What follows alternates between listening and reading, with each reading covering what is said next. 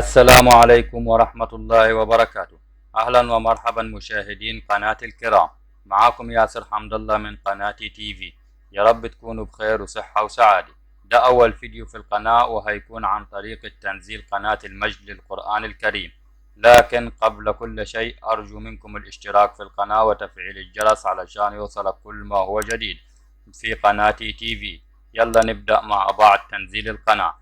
من الريموت كنترول تضغط زر القائمة الرئيسية منيو وتختار التركيب، تضغط اوكي، تكتب الرقم السري، تروح على استكشاف قناة يدوي، تختار القمر نايل سات،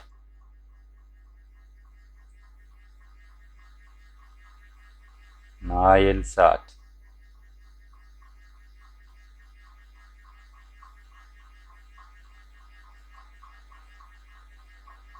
هذه النايل سات. نتورك سيرش تخليها مطفأ، تضغط اوكي. عشان نضيف التردد تضغط على الزرار الأحمر ونكتب مع بعض التردد وهو 12054، 12054. معدل الترميز 27500.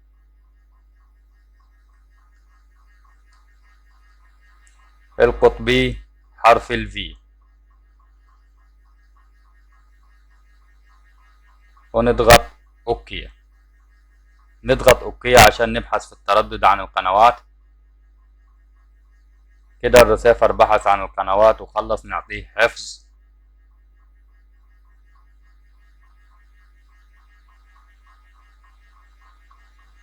ونشوف مع بعض القناة المطلوبة، قناة المجد للقرآن الكريم.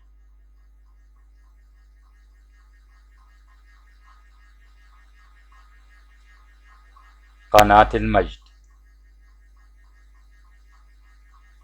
تم تنزيل القناة بنجاح بقوة إشارة 97% على التردد الخاص بها وهو 12054 على 27500 في.